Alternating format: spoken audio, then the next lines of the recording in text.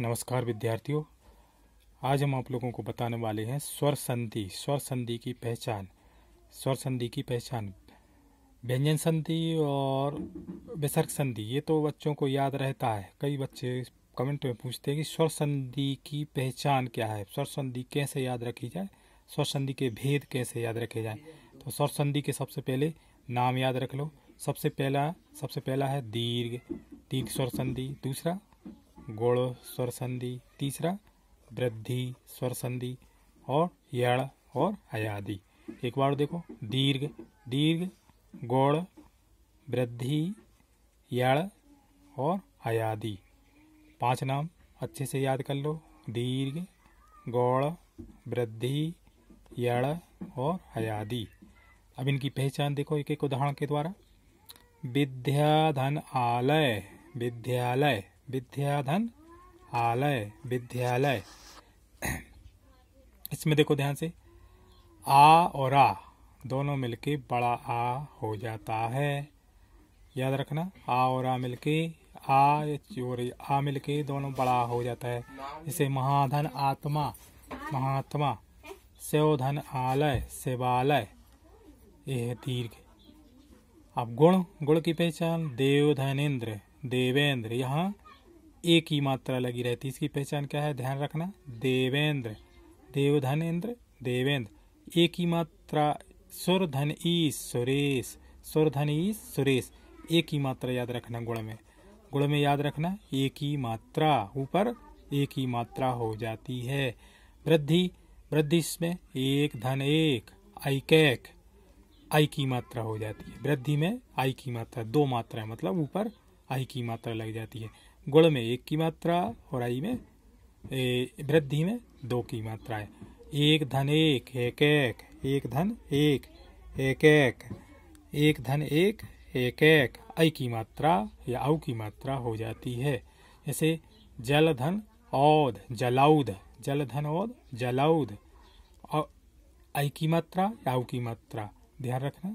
इसमें ऊपर ध्यान रखना, 2 मात्राएं लग जाती हैं, 2 मात्रा। इसमें 1 मात्रा और इस गुण में 1 मात्रा और इसमें वृद्धि में 2 मात्राएं। तो अब उसके बाद है यड़ में ध्यान रखना, यड़ की पहचान, यड़ स्वर संधि की पहचान, आधा अक्षर। जैसे इति धनादि, इत्यादि, प्रतिधन एक, प्रत्येक, सुधन आगतम, स्वागतम।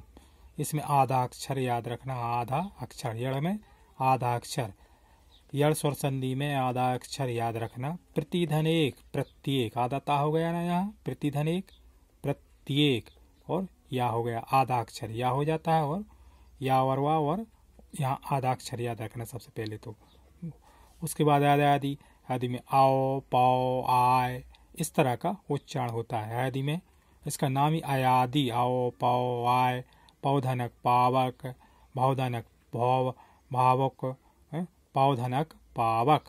इसकी पहचान है आओ, आओ, आय, ये इस तरह के उच्चारण होता है। तो एक बार समझ लो इनको। दीर्घ आ, विद्याधनालय, विद्यालय, महाधन आत्मा, महात्मा, शिवधनालय, शिवालय, बड़ा याद रखना, बड़ा। गुण में 1 ही मात्रा लग जाती है, गुण में 1 ही मात्रा, मतलब ऊपर 1 रहता है गुण। और वृद्धि में वृद्धि हो जाती है, 2 मात्रा लग जाती है, या तो आई की मात्रा या औ की मात्रा वृद्धि में।